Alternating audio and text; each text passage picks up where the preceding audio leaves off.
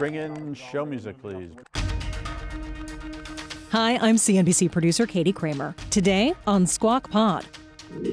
Did you spend an August weekend thinking about statistics? Most of Washington did after President Trump fired the chief of the Bureau of Labor Statistics when he didn't like the Friday jobs number. Kevin Hasset joins us from the White House. I thought they had to be a typo or something. You probably thought so, too. The National Economic Council director on where the administration goes after a firing that seems to many to be politically motivated. But I think it's really important now that we got a fresh set of eyes over there to try to modernize the labor data. And former Labor Secretary Elaine Chao says the data collection process can be improved, but she stands by the department's integrity, and she oversaw it for 8 years. There were months in which I didn't like the numbers, in which the White House didn't like the numbers, but we basically never thought of it as, somehow that it was not prepared correctly. Plus, the huge payday for the world's richest man, Elon Musk, gets his $29 billion at Tesla. Waited for the first $1 trillion company. I'm still waiting for the first $1 trillion individual, and people are saying it could come as easily as 2027. It's Monday, August 4th, 2025. Squawk Pod begins right now. Stand Becky by in 3, 2, 1. Cue, please. Good morning, everybody. Welcome to Squawk Box right here on CNBC. We're live from the NASDAQ market site in Times Square. I'm Becky Quick along with Joe Kernan and Andrew Ross Sorkin. President Trump saying he's going to announce a new head of the Bureau of Labor Statistics this week. He made the comments before boarding Air Force One last night. We'll be announcing a new statistician sometime over the next 3-4 days.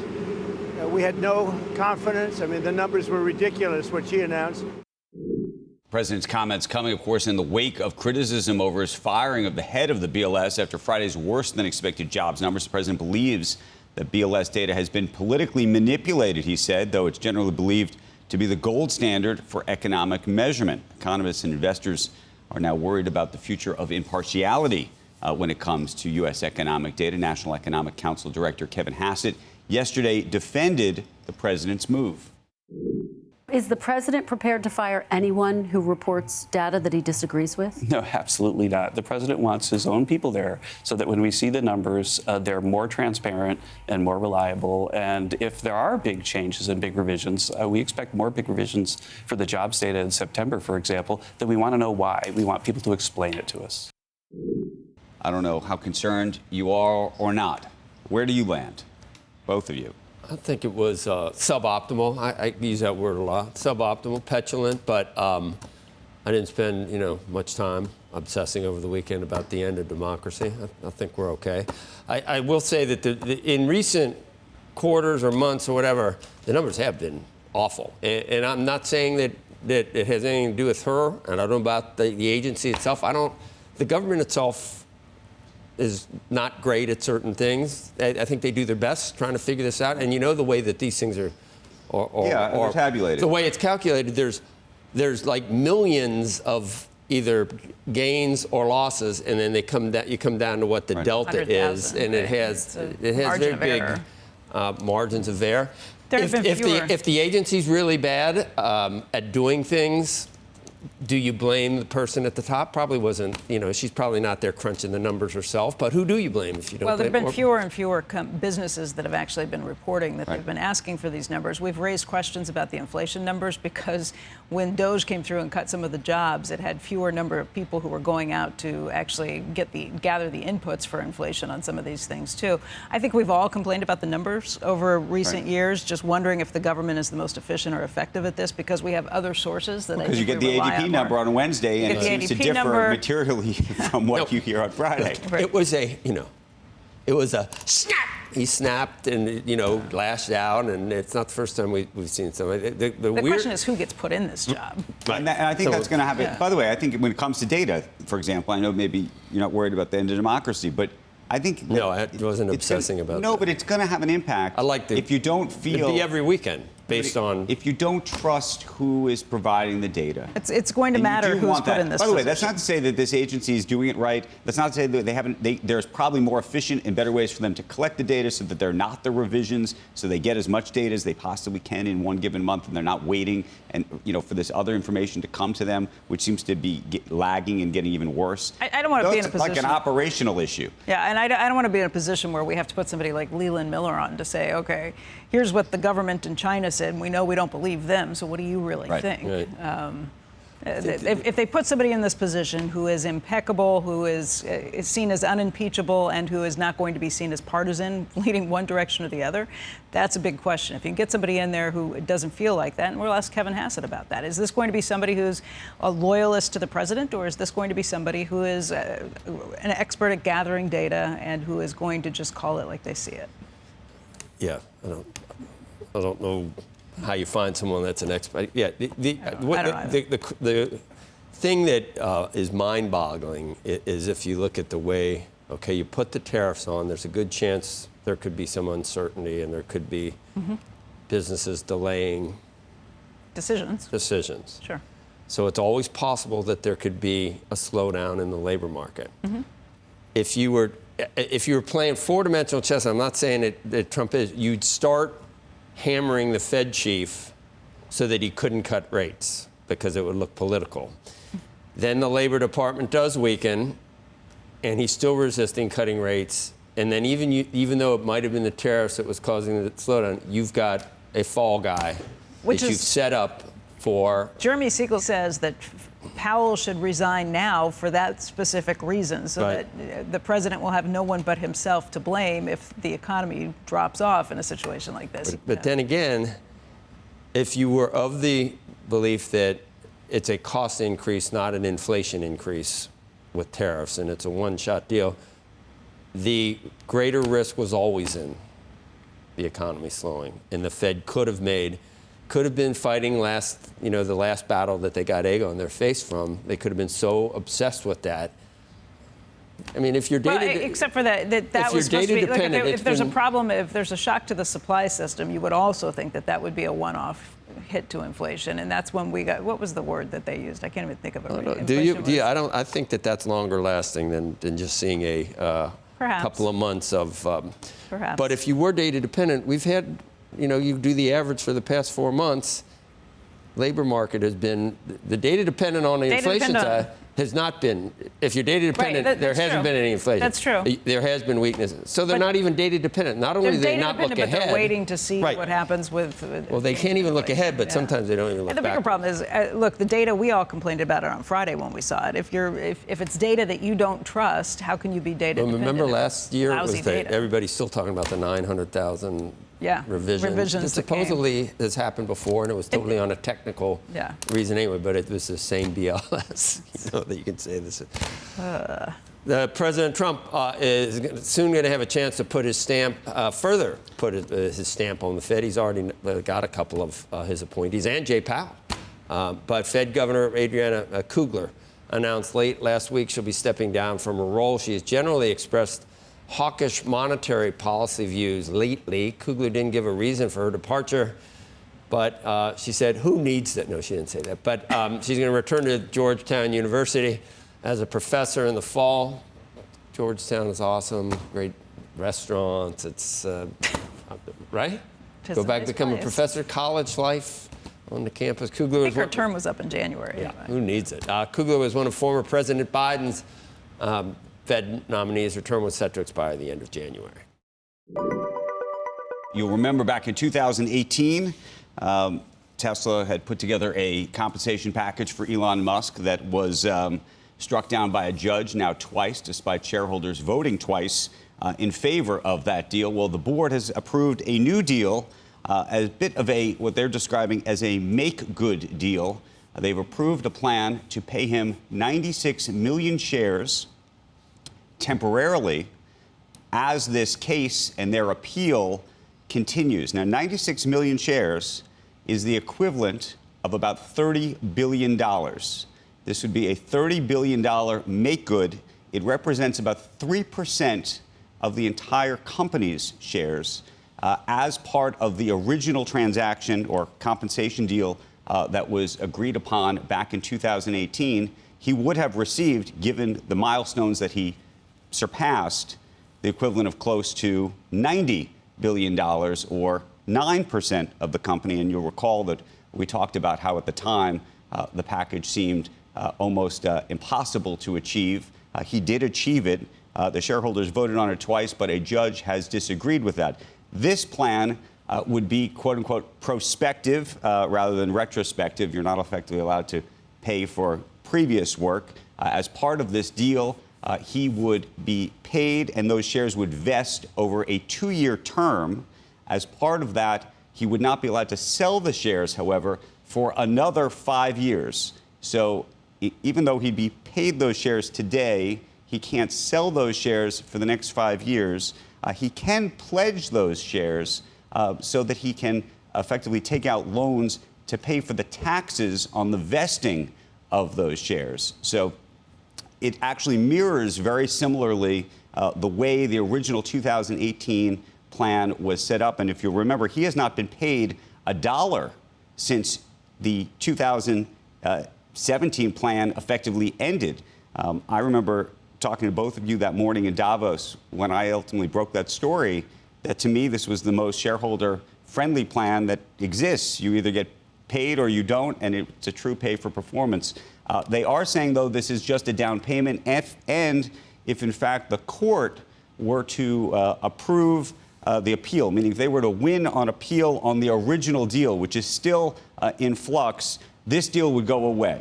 So effectively, there would not be a double dip in terms of how the transaction would take place. And I would also just point you to a sentence that I do think is interesting, because clearly they're starting to think not just about paying him a third, which is this $30 billion deal, but they're trying to think about what the future holds in terms of what comes next. And there's an allusion to the fact that they are reading everybody's tweets and X's. These are shareholder tweets and X's, and how they're thinking about all of these things, and also what they say is important to Elon in terms of trying to focus his energies. I think there's going to be a lot of people reading that sentence saying, well, what is it that they can do to align? They're saying that they want to keep Elon focused, and it's a first step towards achieving that goal. You might say, well, what's the next step? And they say that they are working on next steps to address that issue. There's been a lot of speculation. We've talked about it on the air before about whether potentially a Tesla could make an investment, for an example, in an XAI as another way to potentially, focus his energies. He's talked a lot about AI being the future both of Tesla, but of course he owns XAI. XAI now is actually a service that lives to some degree inside of Tesla, because they have some of those features now available on the cars. It wouldn't surprise me if that's what that sentence ultimately means. We're going to see how all this plays out in November, of course. Sentence, Andrew? There's a sentence towards the end about trying to refocus his energies and what they're going to do to work to address the sort of next steps of all of this, and so what the next steps could ultimately be. That's all for now. We're going to have to read through the rest of this, but it's fascinating. $30 billion. By the way, it would have been a lot cheaper to allow the original plan from an accounting perspective to take place. I know money's fungible, but if you think about how it was accounted for back in 2018 and how you now have to account for it today, meaning it would actually cost you $30 billion if you did it. We waited for the first trillion-dollar company. I'm still waiting for the first trillion-dollar individual, and people are saying it could come as easily as 2027, could as early as 2027. We know who it would be, most likely. Probably not going to be anyone here at this table, but I guess this factors into that possibility. Well, this is only $30 billion. I know. It takes a long time to get to. But if he gets that, and then the stock obviously has to do well. He's got to pay $23.34 a share for it. Right. It's not given away for free. That was the price that it was under the original. I don't know how they exercise price in 2018. But even before this news, they said it could be by 2027. Yeah. There'd have to be some outsized gains in a lot of his companies, I would think. Then you'd have $1,000 billion. It's hard to comprehend. Yep. 1,000 billion is hard to comprehend. I would definitely fly private. That's the first thing in That's the the first thing you'd do? I would ensure that I would, because you wouldn't care, if it's 50 grand to go to, and there'd be some good food on board.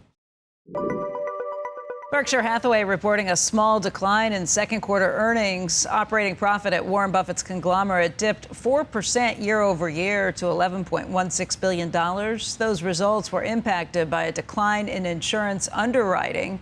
Railroads, energy, manufacturing, service, and retail all saw higher profits versus a year ago. The company did warn of potential adverse impacts and what they called considerable uncertainty stemming from President Trump's tariffs. Berkshire also wrote down a loss of $3.8 billion from its Kraft Heinz stake. That has performed pretty miserably. I think it's down 60% over that period of time. One thing that they did say was that currency actually hurt them because they have a lot of loans they take out in things like euros and yen and in other products too. Most multinationals, it helps them, but it was something that pulled down the earnings results at Berkshire. It's not something you would anticipate or expect. It's like, remember when oil prices fell and there were some airlines were like, oh, this is killing us because we were hedged. totally hedged. We really screwed up. Cheese will be next. Coming up on Squawk Pod, top economic advisor to the president, Kevin Hasset. He's been named on a possible short list for the next Fed chair. He joins us from the White House on the economy, tariffs, and the Friday firing of the Labor Department's top statistician. All over the U.S. government, there have been people who have been resisting Trump everywhere they can. And so to make sure that that's not going to happen in the data agencies, to make sure that the data are as transparent and as reliable as possible, we're going to get highly qualified people in there that have a fresh start. We'll be right back. This is Squawk Pod. Up and Andrew, Q. You're watching Squawk Box right here on CNBC. I'm Andrew Ross Sorkin along with Joe Kernan and Becky Quick. We got a whole bunch of big stories. The fallout continues after President Trump fired the commissioner of the Bureau of Labor Statistics following a dismal jobs report. Joining us right now is White House National Economic Council Director Kevin Hasset. Kevin, want to thank you for joining us. Sure. Let's just start with a very basic question. The president said on Friday that he believed that these numbers were rigged, that they were politically motivated. Do you believe that to be true? You know, as an economist, I like to go for what I can prove, and what I can prove is that the data have become very unreliable. As you know, I've been on this show on Squawk Box before I was here in the White House pretty much every jobs day for the last 20, 25 years, right? We would come up to New York and I'd be on set and we'd talk about the jobs numbers. And when I looked at the revisions that came out last week, I thought they had to be a typo or something. You probably thought so too. And, you know, it's something that has been a work in progress for us at OMB and CEA here in the White House to try to understand why the data have become so unreliable. You know, there's some part of the story about response rates and so on, but I think it's really important now that we got a fresh set of eyes over there to try to modernize the labor data, because it has to be transparent, it has to be reliable, it has to be something the market can make big bets on. And right now it's not. When the revisions are bigger than the number itself, then, you know, you got troubles. Kevin, here's the question, though, and I think we can agree that there could be a modernization effort, an effort to improve the way the numbers are collected so you aren't getting into this revision scenario. Perhaps the model itself needs to be rethought. Sure. I think there's probably a wide agreement on that. However, Janet Yellen said over the weekend that this is what happens in a banana republic when it's considered to be political to remove somebody like that. And as I mentioned, the comment, at least initially, was that this was a rigged effort, that these numbers were being politically manipulated.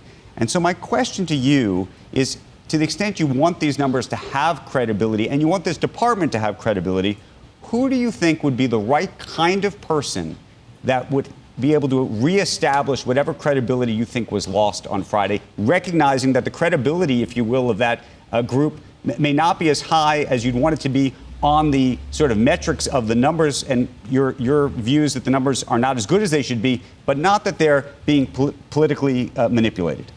Right. Well, first of all, they could be politically manipulated because they're so untransparent. There's a black box system out there making the jobs numbers that needs to be improved.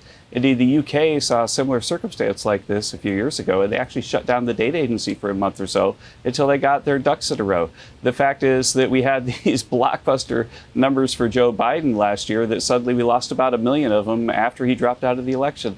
The fact is that I'm an economist, I'm not a politician, but when politicians look at numbers that make them wonder, then that suggests that there needs to be more transparency. So, for example, if I'm running the BLS and I have the biggest revision, really think about it, the biggest revision outside of COVID in 50 years, then it's incumbent on me to explain why in a very transparent way, to show how the numbers add up, to show exactly where the revision came from and what you're doing to address it so it doesn't happen again. If you don't do that, then you create a circumstance where politicians are going to wonder. And for goodness sakes, we know that hopefully not much of the data area, but all over the U.S. government, there have been people who have been resisting Trump everywhere they can. And so to make sure that that's not going to happen in the data agencies, to make sure that the data are as transparent and as reliable as possible, we're going to get highly qualified people in there that have a fresh start and a fresh set of eyes on the problem. So, Kevin, what I was wondering was I'm ascribing all kinds of conspiracies now, theories to the president and calling for Jay Powell for months to be fired.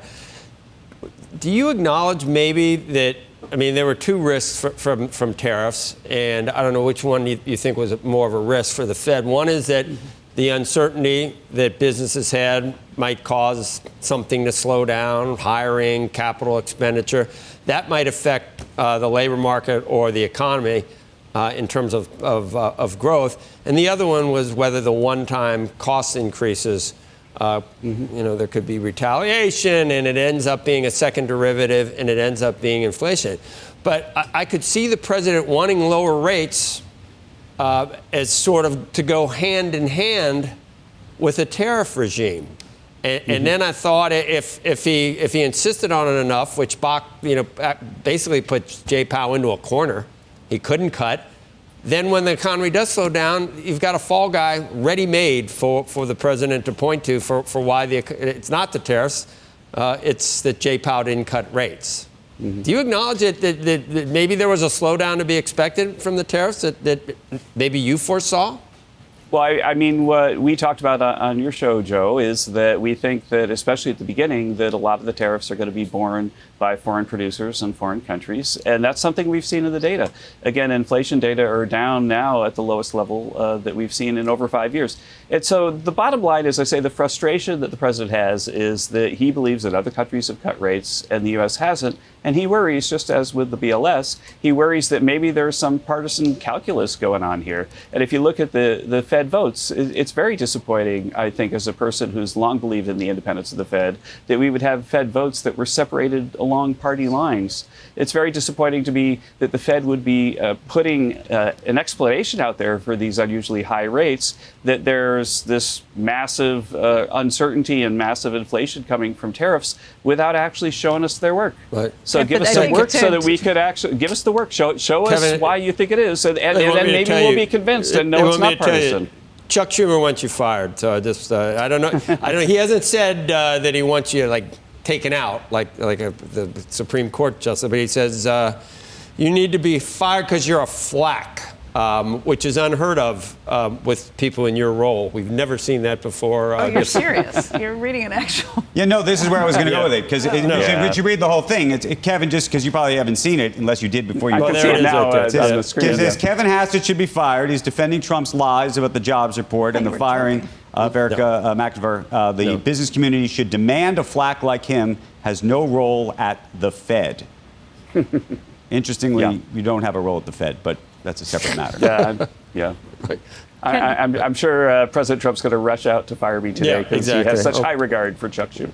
Exactly. Hey, Kevin, let me ask you, back to Joe's point, though, just the markets seem to believe the revisions in the numbers more than they believed the original numbers. That's why you saw bond yields tumble on Friday. Are you in agreement with that? Do you think we are starting to see a real slowdown in the jobs market? Yeah, I think the jobs numbers were slower than we expected. I think that one of the explanations for revisions is they have more complete data.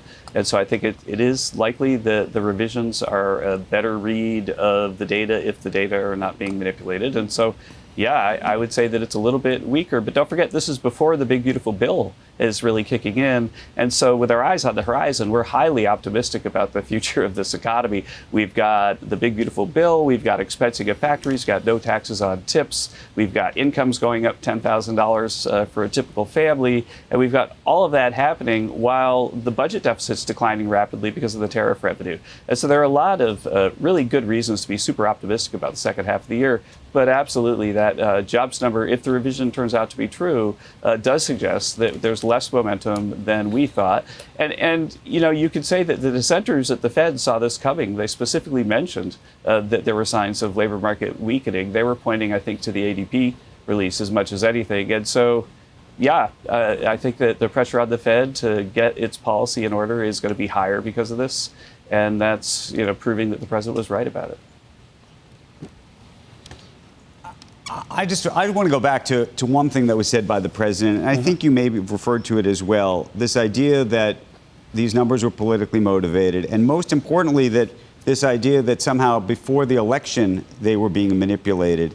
And the thing that I'm unclear about is the revisions came before the election, though. I mean, when I say the revisions, it looked like the economy started to actually peter out and wasn't doing as well, which I think to some degree might have helped the president, I don't know. Before the ultimate date of the election. Is that not right in terms of just the timing of all of these revisions? The big 818,000 revision did happen before the election, but it was after Joe Biden had withdrawn.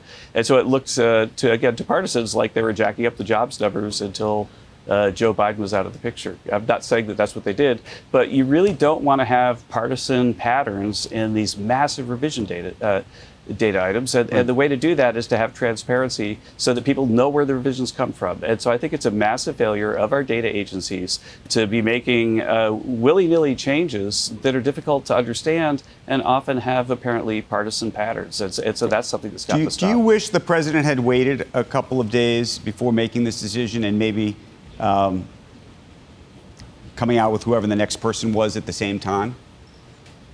I think the president has a better sense of what conversation he wants to drive and when than anybody I've ever seen in politics. So I don't question that, no. If you don't have a suggestion for BLS, who do you think the next member of the Fed should be? Is there a short list? Are you involved in Secretary Bessent is leading a list. And I understand that the top of the list is a guy you might have heard of named Joe Kiernan. That's how the president pronounces my name, too. It's Kernan.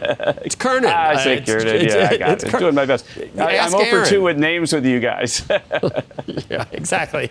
You're 0 for 2, Ken. You got to call me Keith from now on, I guess. Yeah, Keith. That's right. Kevin, before we let you go, let's just talk tariffs for a moment, because obviously we're going to hit this new deadline. I know it's not been suggested it's a new deadline, but it's coming on the 7th. What do you expect in terms of deals before then? Oh, I think there'll be a couple of things finalized this week. There's been a lot of movement. But don't forget that after the reciprocal tariffs kick in, then what's going to happen is that we'll continue to talk, and there'll be more deals after that. But the reciprocal tariffs will be effective as of that date. And so I think that the president has put a lot of leverage over people with his reciprocal tariffs, and we're getting amazing deals. Think about it. All these countries, about half of world GDP has opened up like never before to U.S. trade. It's fantastic. Kevin, one other question. A CEO actually asked me over the weekend, do you think that these trade deals are going to be open for negotiation in an ongoing way? Not the ones that haven't been reached, but even the ones that have been reached. So, for example, in Europe, there's going to be a debate, I imagine, between the U.S. and Europe over time about big tech and digital taxes and the like, and whether the tariff piece in the future becomes a chess piece in that, meaning that either you move it, you move the tariff up as a leverage point, or you move it down as a thank you if they change things. So, and the reason I ask is I think there's a whole business community that's trying to say to themselves, how permanent are these tariff rates at this number, and how movable or fungible do they become over time? I think for the most part that everybody should bank on it, that the tariffs are resolved. And, should some country come to President Trump with some deal that's great for the American people, of course he's going to listen. But for the most part, the tariff uncertainty period is behind us. We've already closed deals with about half of world GDP.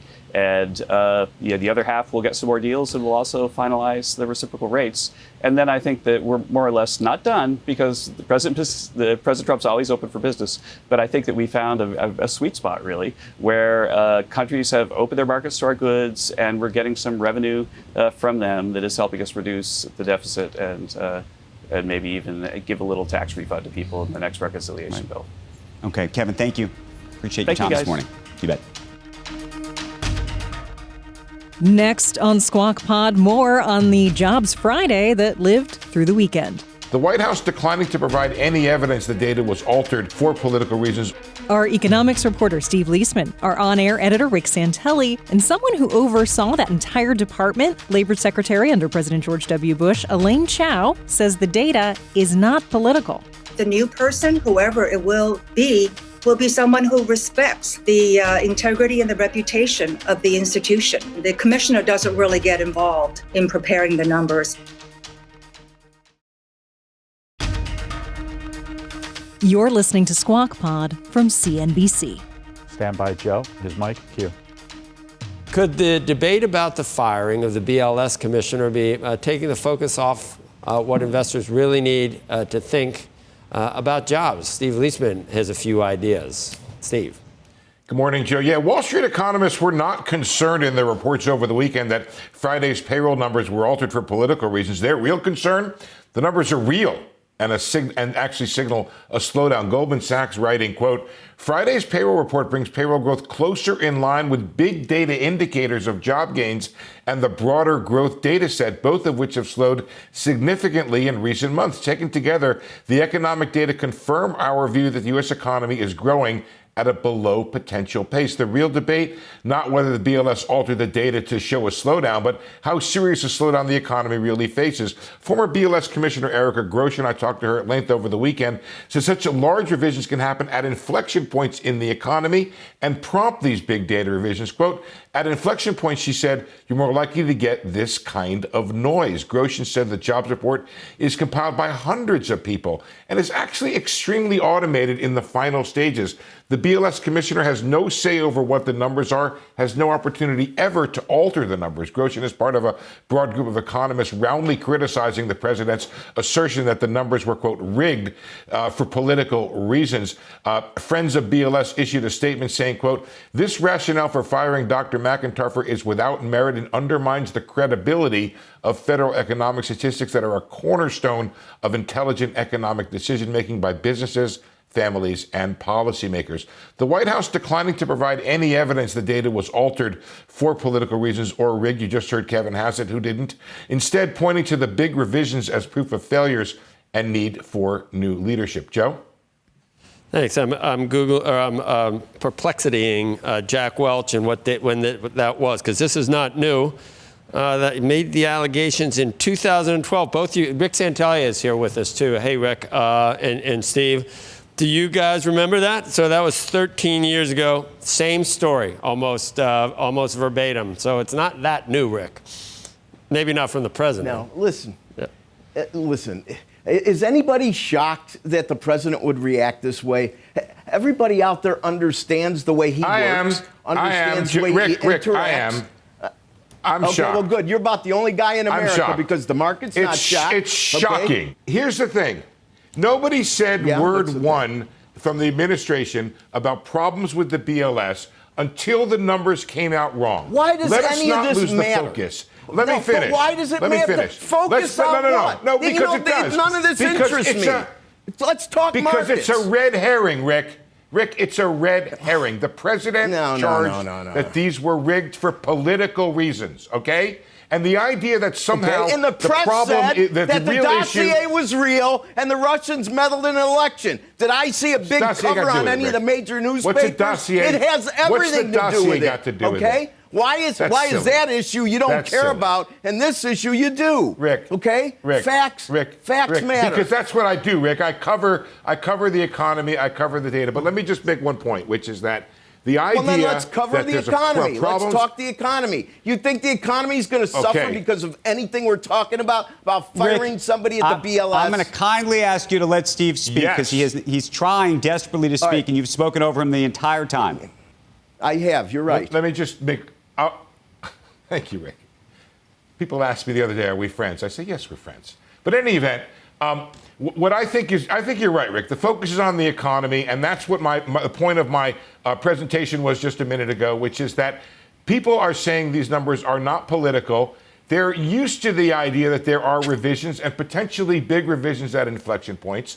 And that's, by the way, I think interesting. If you look at the Fed probabilities, that's the way the market is trading.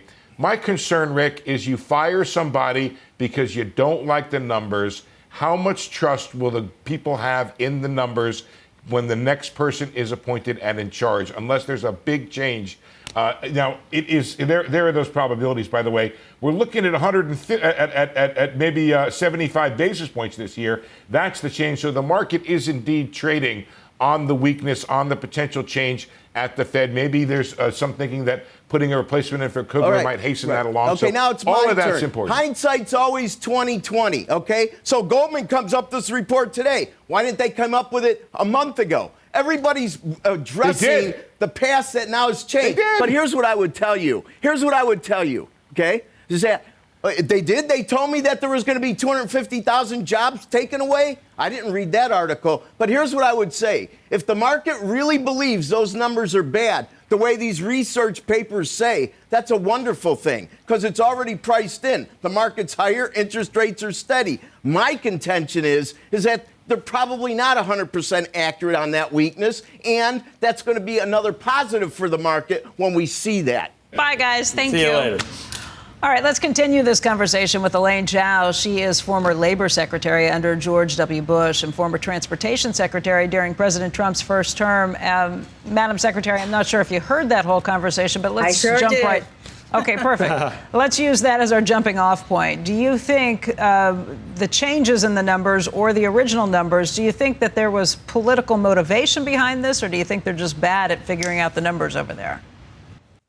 You know, I've been the labor secretary. I was labor secretary for 8 years. So I have watched over 8 years of monthly releases of the employment and unemployment numbers. First of all, it is very, very difficult to tamper or to interfere with these numbers. As has been mentioned before, hundreds of people have their hands on these numbers as they are being formulated from the state level up. And the Monday before the Friday of the first Friday of the month that these numbers are released, the process is very much locked down. BLS is very concerned about the security of these numbers. So only about 40 people, but 40 is still a lot toward the end, in the last week that deal with these numbers. If anything were to be awry, I think one of these 40 people in the final analysis would have spoken up. So it's highly unlikely. And given how much the BLS looks toward the integrity of these numbers, that these numbers are not right. Having said that, I will say the president does have the right to appoint and replace whoever he wants to, because this is the commissioner of the BLS is a political appointee. Now, they're assigned to, 4-year terms, but increasingly now over the recent years, 4-year terms and their tenure are not respected as much. For example, in the last administration, the Social Security administrator was terminated in the first year of a 5-year term. So these term appointments are important, but they're not as sacrosanct as they used to be. And then having said that also, I do want to mention, I think the revisions are an issue. But the issue is not so much, why is it that way? It's much more the fact that before COVID, there are 2 surveys that contribute to the numbers. One is the household survey. It's about 60,000. And then you have the employment survey, which comes from employers. And the response rate to the establishment survey has been about 60% prior to COVID. Ever since COVID, the response rate has dropped even further to about 43%. So what we're seeing is less and less reliable responses. We're seeing less responses. And this reduced response rate, I think, needs to be addressed. We need to find out and find new ways to get employers to answer more fully these questions so that we get a more accurate display of the economy. Okay, so maybe there are some problems with the way we're gathering the information or the way respondents are or are not sending in at this point. If it's hard to make a change on these numbers because there are so many people involved ahead of time, what do you think about the new person that's going to be named? It sounds like you're a believer in the process, at least, for how these numbers come about. Will you have faith? I think the process, the process is, when I was secretary for 8 years, and there were months in which I didn't like the numbers, in which the White House didn't like the numbers, but we basically never thought of it as, somehow that it was not prepared correctly. And we did scrutinize the process to make sure that the process was, secure and that there was no outside interference. I think that is a legitimate point, that we need to restore and maintain confidence in these numbers, because I think that there's very little opportunity for outside forces to impinge upon them. But the revisions are of concern. They speak to a longer standing problem, and that is, how do we get the responses? That makes sense to me. You want better data coming into this. I guess my question is, Are you at all concerned about President Trump putting in a political appointee? You say this has always been a political appointee position. Do you think that person will have any more influence over the numbers, or it doesn't really matter who's put in that position? Even if there's nobody at the head of BLS, the bureaucracy, for lack of a better word, will continue to prepare these numbers. And they have a process that is very secure, that is very highly regarded, and that's what the numbers are going to be. I hope that the new person, whoever it will be someone who respects the integrity and the reputation of the institution. And as mentioned, the commissioner doesn't really get involved in preparing the numbers. He or she gets the numbers about Wednesday of the Friday before release.